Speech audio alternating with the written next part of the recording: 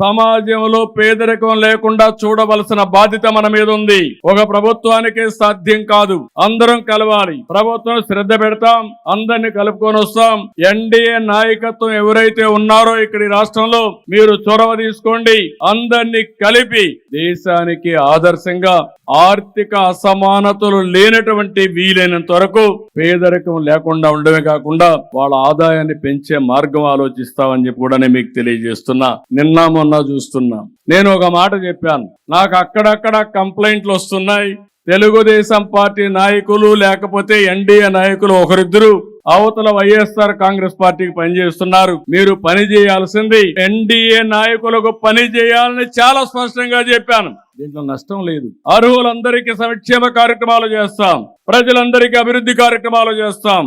అదే సమయంలో రాజకీయ పరిపాలన ఉంటుంది, సుపరిపాలన ఉంటుంది. ఆ రాజకీయ సుపరిపాలనలో భాగస్వాములు ఎన్డీఏ నాయకత్వాన్ని మరొకసారి స్పష్టం చేస్తున్నా.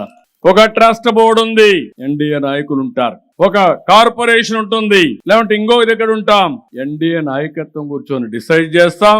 ఆ గౌరవం ఎన్డీఏ నాయకులకు ఉండాలని తప్ప వైఎస్ఆర్ కాంగ్రెస్ పార్టీతో ఎవరైనా లాలూచి పడతారేమోని ఆ మాట చెప్పాను. దీంట్లో గింజుకుంటున్నారు వైఎస్ఆర్ కాంగ్రెస్ పార్టీ. అంటే మన వాళ్ళు కూడా లంచాలు ఇచ్చి ఎక్కడికక్కడ అవినీతి పనులు చేసుకోవాలని చూస్తున్నారు. కానీ కబద్దార్, జాగ్రత్తగా ఉండండి, మీ ఆటలు సాగనివ్వను. అంటే ఏదో రెచ్చిపోతున్నారు, రెచ్చిపోవద్దండి. నేను ఎప్పుడు కూడా సంక్షేమ కార్యక్రమాలు అర్హులందరికీ ఏమంటున్నారు. అట్లని చెప్పి దబాయిస్తే ఇస్తాం అనుకుంటే మాత్రం అది పగటి కలగా మిగులుతుంది. గుర్తుపెట్టుకోమని కోరుతుంది. నేను ఇంకొక మాట కూడా చెప్పాను, రాజకీయాల్ని కలుషితం చేశారు, రాజకీయ ముసుగులో నేరాలు చేశారు, ఘోరాలు చేశారు.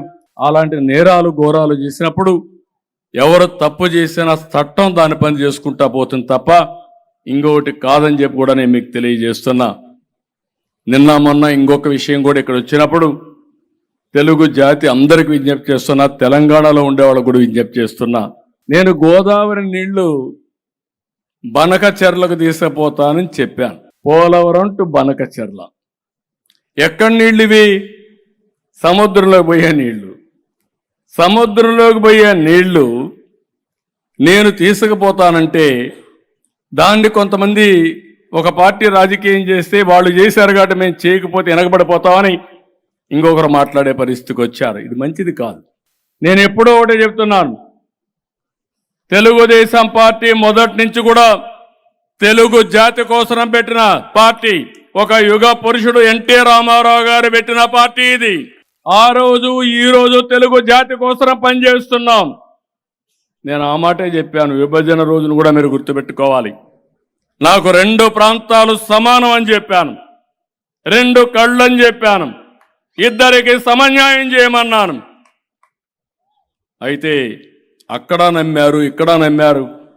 అక్కడ మేము బీజేపీ పోటీ చేసి 20 సీట్లు గెలిపించారు, ఇక్కడ అధికారాన్ని ఇచ్చారు. అది నా జీవితంలో ఎప్పుడూ మర్చిపోలేనని చెప్పి మీ అందరికీ మరొక్కసారి విజ్ఞప్తి చేస్తున్నా.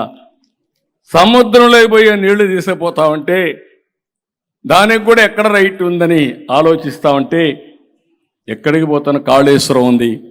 నేను ఎప్పుడు అపోజ్ చేయలేదే, నేను వెల్కమ్ చేశాను. గోదావరి పైన మీరు ప్రాజెక్టులు కట్టండి, నీళ్లు తీసుకోండి.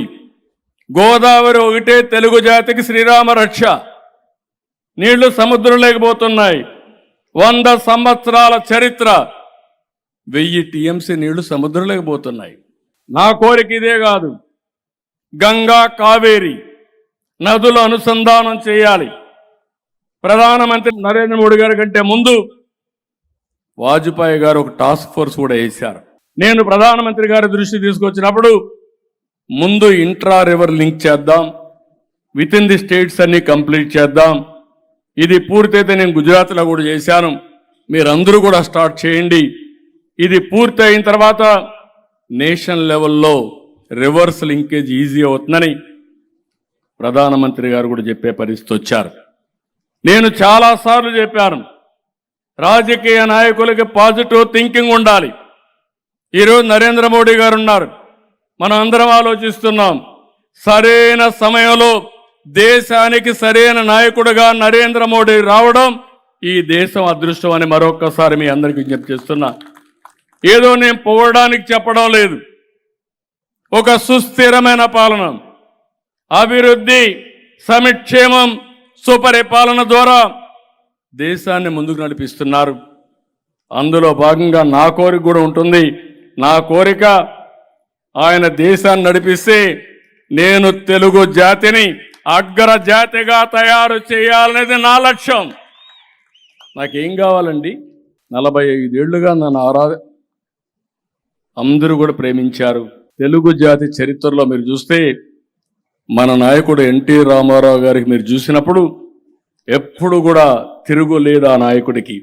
ఆయన అనుకుని జరిగింది. 9 నెలల్లో పార్టీ పెట్టాడు, అధికారానికి వచ్చాడు.